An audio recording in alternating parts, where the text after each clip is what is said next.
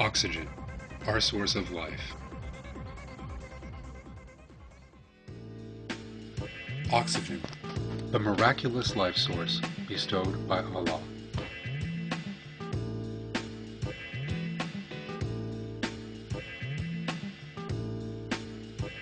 The invisible and imperceptible elixir of life we breathe into our lungs at every moment. We use this blessing from Allah every moment, every second. Moreover, this is not something we could ever buy or borrow from someone we know. But there is no reason to go far to find it. It is there, ready for us, every moment, everywhere we go. Oxygen bestowed on us as a blessing every single moment as we sleep, work, or talk. And we pay no price for it. But could we survive for long without it? Maybe 2 or 3 minutes at most. Someone deprived of oxygen will first lose consciousness. Brain death then begins within 5 minutes. After that, all the body's systems come to a stop, just like a machine disconnected from the mains, and death ensues.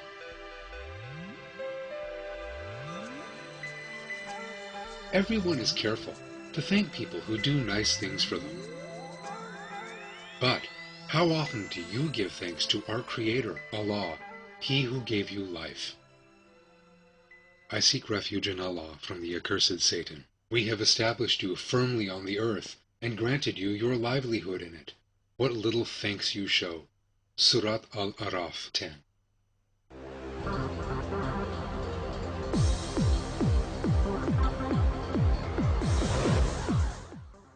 The features of oxygen.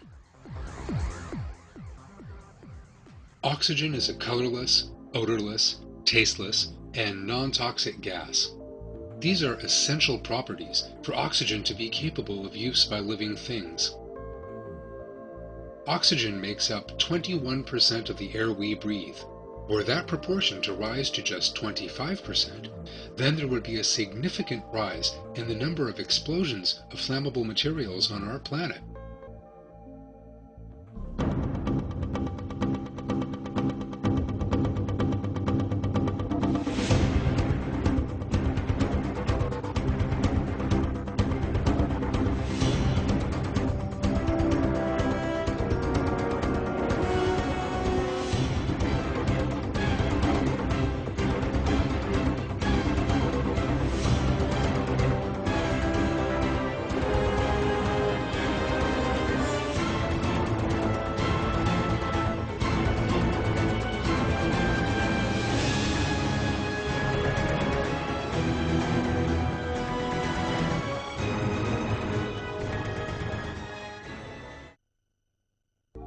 Our Lord has created the oxygen in the atmosphere to be at a level where it has no explosive effect, and this is, without doubt, a very great miracle.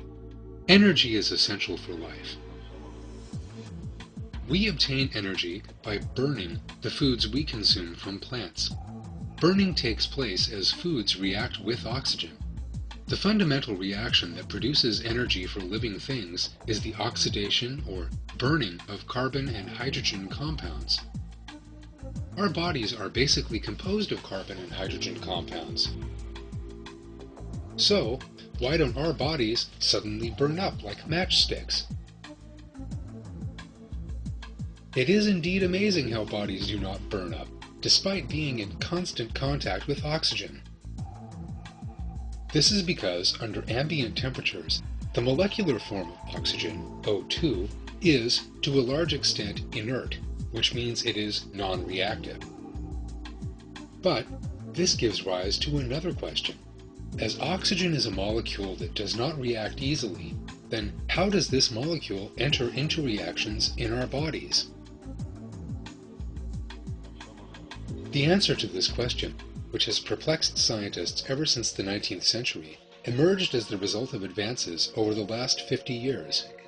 Biochemical observations revealed that certain special enzymes in the human body are solely responsible for causing the form of oxygen found in the atmosphere, O2, to enter into reaction.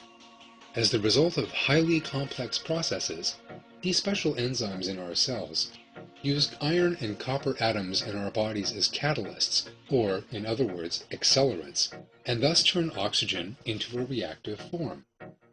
This is a most noteworthy state of affairs.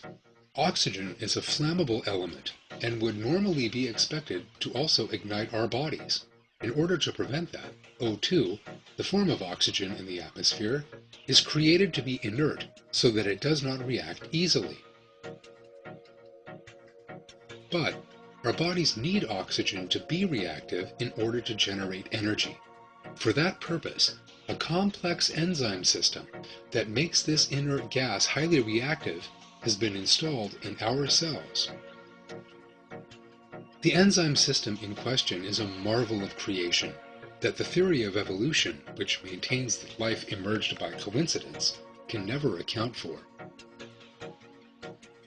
One feature of this enzyme system is that it only functions on the condition that it works in full complexity, for which reason it cannot be reduced to a simpler form, and it is therefore impossible to maintain, as evolution claims, that this system followed a developmental course from the simple to the more advanced.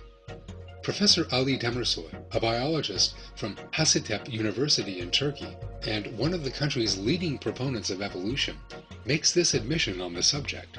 But there is a still unresolved problem here. In performing this breakdown with oxygen, mitochondria use a specific number of enzymes. The absence of one of these enzymes will cause the whole system to stop working. In addition, energy acquisition with oxygen cannot be regarded as a system that could develop in stages. Only the whole thing can establish a functional system. For that reason, instead of the stage-by-stage development we have been espousing as a principle hitherto, we have to assume, no matter how unwillingly, and however slight the probability, that all the enzymes of Krebs cycle, that would carry out oxygen reactions of the mitochondria entered the cell at one single time by chance, or that they all formed within the cell at the same time, because all systems that cannot make full use of oxygen, or that remain at an intermediate stage, would be destroyed when they came into contact with oxygen. Ali Demirsoy, Basic Principles of Life, General Biology. The probability of just one of the enzymes that Professor Demirsoy says we have to assume came about all at once, by chance, forming spontaneously, is just 1 in 10 to the 950th power, in other words, impossible. So it is of course irrational to suggest that many such enzymes all came about through coincidences. Carbon does not easily react with oxygen at normal temperatures. But the chemical properties of oxygen and carbon have been so arranged that they only react and produce combustion at a very high temperature. Were that not so, life on Earth would become impossible. If oxygen and carbon were slightly more disposed to react, then when the temperature rose slightly, it would be nothing out of the ordinary for people, trees, and animals to combust and burn all of a sudden.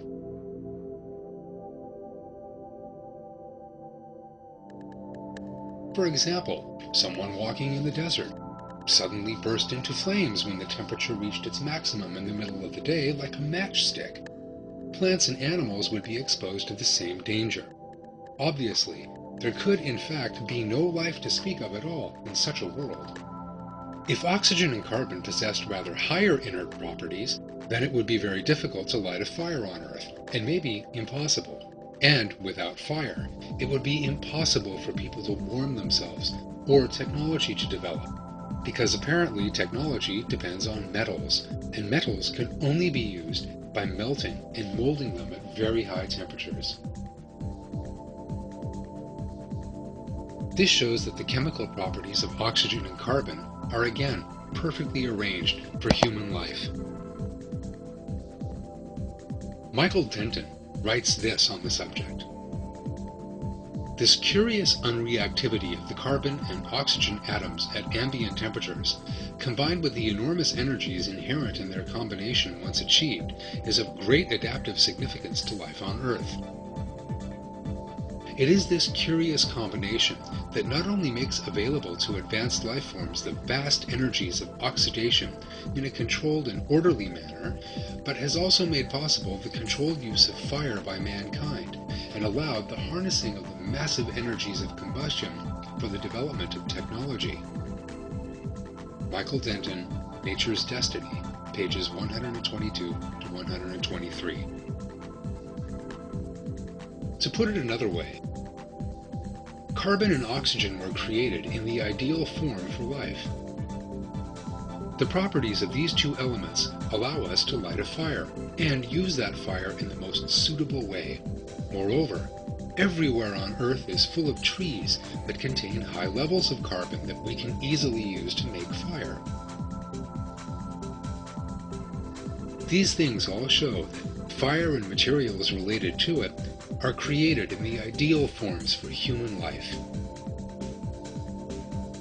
Indeed, Allah says in the Quran, I seek refuge in Allah from the accursed Satan. He who produces fire for you from green trees, so that you use them to light your fires. Our body's ability to use oxygen stems from the fact that this gas is also soluble in water. The oxygen that enters our lungs when we breathe immediately dissolves and enters the bloodstream. A protein called hemoglobin in the blood traps these oxygen molecules and transports them to the cells. By means of the special system inside the cells that we have just seen, carbon compounds known as ATP are burned using this oxygen, and energy is thus obtained. All complex life forms obtain energy through this system, but the functioning of the system of course depends, primarily, on the solubility of oxygen. If it were not sufficiently soluble, then little oxygen would enter the blood, and that would not be enough to meet the cell's energy needs. Were oxygen more soluble, the level of oxygen in the blood would rise enormously and give rise to oxidation toxicity.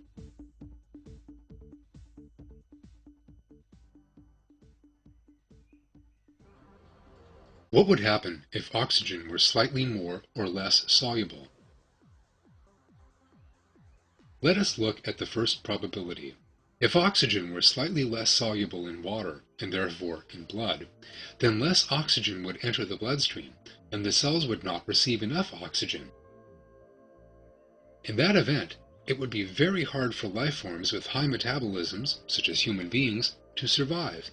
If that were the case, no matter how much we breathed, the oxygen in the air would still fail to reach the cells in sufficient amounts, so we would face the constant danger of gradual suffocation. If oxygen were slightly more soluble, the result would be oxidation toxicity, as we have just described. Oxygen is actually a very dangerous gas and can be fatal to living things when normal limits are exceeded. When the level of oxygen in the blood rises, this oxygen reacts with water and gives rise to highly reactive and destructive side products. The body contains complex enzyme systems that overcome this effect of oxygen. But if the oxygen level rose slightly, these enzyme systems would not work, and every breath we took would poison our bodies more, and we would soon die. The American biochemist Erwin Friedrich says this on the subject. All respiring organisms are caught in a cruel trap. The very oxygen which supports their lives is toxic to them, and they survive precariously, only by virtue of elaborate defense mechanisms. Erwin Friedrich, Oxygen Radicals, Hydrogen Peroxide, and Oxygen Toxicity. Free Radicals in Biology, edited by W. A. Pryor, New York, Academic Press, 1976, pages 239 to 240. What protects us from this trap from either oxygen toxicity or suffocation from lack of oxygen is that the level of solubility of oxygen and the complex enzyme systems in the body are set out and created just as required.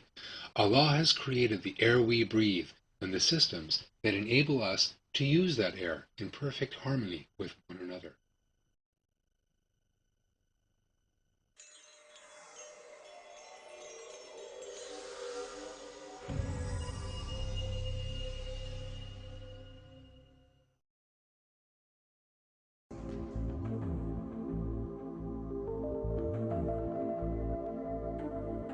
The special balance is established for oxygen.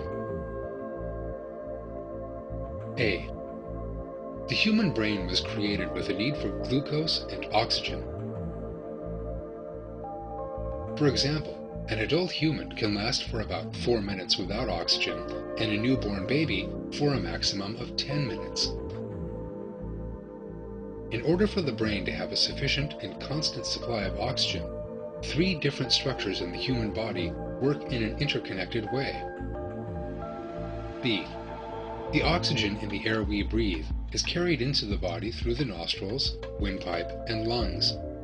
In the lungs, the oxygen passes from the air into the bloodstream and is attached to the hemoglobin in the red blood cells in blood. These red blood cells that transport the oxygen in the blood are manufactured in the bone marrow. Oxygen-rich blood is distributed via the cardiovascular system throughout the body. By that means, oxygen is just carried from one organ to another in a flawless manner, and the system is repeated without stop every time you breathe. C. As you hear and reflect on these words, and while you sit looking at the screen, all these things are happening with no intervention on your part. Almighty Allah is He who encompasses all things. This truth is revealed in a verse. I seek refuge in Allah from the accursed Satan. My Lord encompasses all things in His knowledge, so will you not pay heed.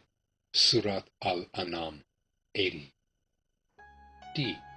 One important factor in the transportation of oxygen is the effect of pressure set up by gases.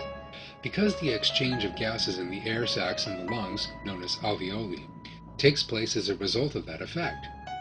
In order for all the cells in our bodies to be able to receive sufficient oxygen, in particular the brain cells, the lungs, blood, and heart work together in amazing harmony.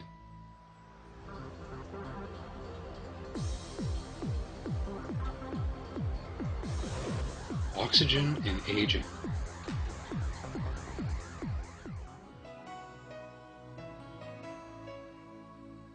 Almost all the electrons in the human body exist in the form of electron pairs.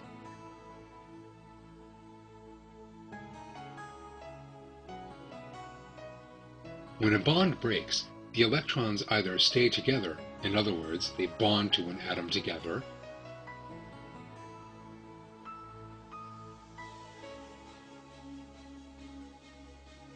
or else they split up, one joining one atom and the other another.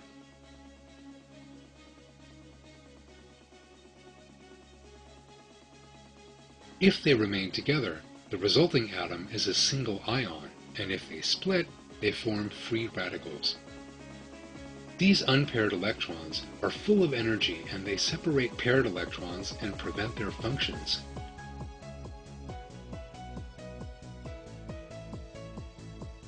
This is why free radicals are very dangerous for us. Free radicals are harmful, but they're also necessary for life. They establish the basis for electron transfer, energy production, and many other metabolic processes. But if the chain reactions they cause behave in an uncontrolled manner, they then bring about damages in the cell. Scientists have known since 1945 that free radicals are responsible for aging and many diseases. We experience free radicals either through attacks that take place from time to time from the outside, or else from their emerging as the result of activities in our bodies, like the free radicals that appear whenever we eat food. These molecules enter the cell nucleus and damage the information in the DNA, impair the protective cell wall, and attack vitally important proteins. That damage increases and becomes more effective in old age. Finally, there comes diseases and cell death. We breathe some 23,040 times a day. Oxygen, on the one hand, makes life possible, while on the other hand, it is the most significant factor that damages our bodies, since it brings free radicals into them. We take a step closer to death with every breath we take. There is no escape from death, wherever we may be. This is an inevitable fact within the order created by Allah. I seek refuge in Allah from the accursed Satan. Wherever you are, death will catch up with you, even if you are in an impregnable fortress. If a good thing happens to them, they say, "This has come from Allah." But if a bad thing happens to them, they say, "This has come from you." Say, everything comes from Allah. What is the matter with these people that they scarcely understand a single word? Surat An-Nisa 78. The oxygen that enters our bodies as we breathe causes the release of harmful substances that have lost electrons, known as free radicals. Free radicals combine with any tissue they encounter and cause them to be non-functional. This effect begins around the age of 30, progresses during the 40s, and reaches a high level as of the 50s, resulting in perceptible aging and many diseases. Free radicals are thought to be the main cause of tissue damage, arteriosclerosis, and coronary diseases. Raised cholesterol and blood cells, broken down under the effect of free radicals, damage the arteries by sticking to the arterial walls. This causes all vessels to stiffen. In more advanced stages, the blood and oxygen reaching the heart and brain are reduced. Tissues deprived of oxygen create a much higher risk of heart attack. At the same time, free radicals also have an effect on the DNA, which carries the cell's genetic code and permits production in the cell and its growth. Cells may die when their genetic information changes because they cannot permanently read the message from the main cell. Excessive cell death leads to premature aging, and, on the other hand, cells change and form groups of cells that support cancer and similar diseases. The energy production centers in the cell are also damaged by free radical attacks. This causes energy generation and protein synthesis to stop.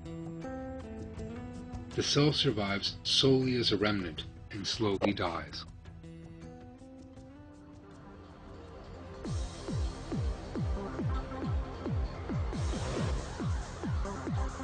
Oxygen is the source of life.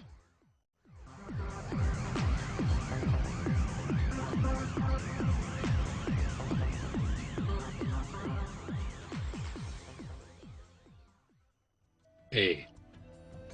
It is oxygen alone that is necessary for respiration to take place.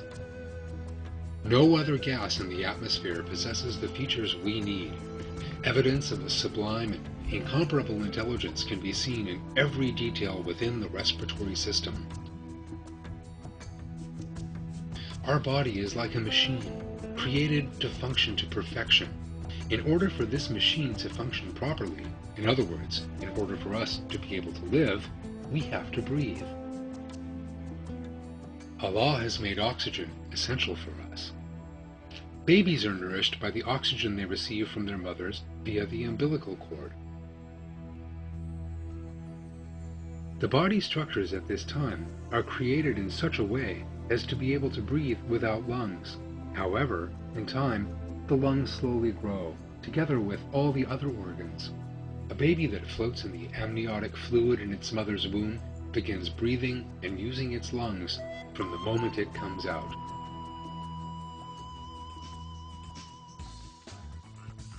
All the preparations are made for the baby before it is even born. While it is still in its mother's womb, Allah has created the oxygen it needs for all of its organs and for those organs to function. I seek refuge in Allah from the accursed Satan. Say, travel about the earth and see how He brought creation out of nothing. Then later Allah will bring about the next existence. Allah has power over all things. Surat Al-Ankabut 20. Breathing happens automatically. People make no efforts, make no decisions, and take no actions as this vitally important process takes place. This miraculous system goes into operation from the moment of birth, and thenceforth works without interruption. The button that sets respiration in motion is set in motion in every newborn baby without it ever being aware of it, and will continue working throughout its life. Respiration does not just mean breathing.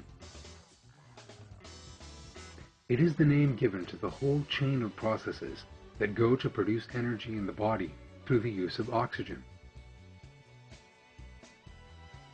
The existence of this highly complex and flawless system cannot be explained in terms of coincidences. These things are all proofs of the existence of a sublime creator who created the universe for a specific purpose.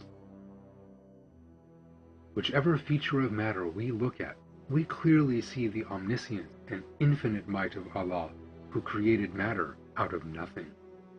Allah reveals in the Quran that every detail in the universe demonstrates the perfection of His creation. I seek refuge in Allah from the accursed Satan. Blessed be He who has the kingdom in His hand. He has power over all things. He who created death and life to test which of you is best in action. He is the Almighty, the ever-forgiving. He who created the 7 heavens in layers. You will not find any flaw in the creation of the All-Merciful. Look again. Do you see any gaps? Then look again and again. Your sight will return to you dazzled and exhausted. Surat Al-Mulk 1 through 4.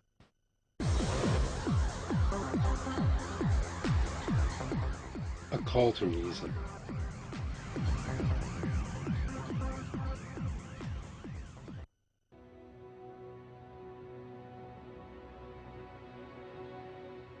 You are breathing at this moment. The air you breathe will last you for a short time, after which you will soon wish to breathe again.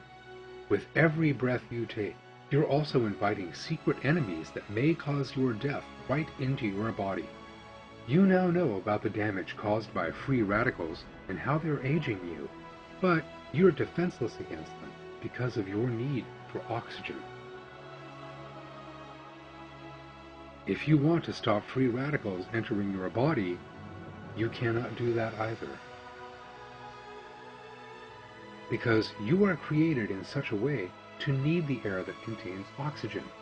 If the antioxidant enzymes that protect the body from the damaging effects of free radicals had not been created, you might fall sick in a moment and even die. If you were able to watch this film, that is because Allah has created minute and protective molecules, too small to be seen with the naked eye. You also eat food that Allah has created with the knowledge capable of protecting you. You are safeguarded and are able to continue living by means of these foodstuffs. These are just a few of the many blessings Allah has created for human beings.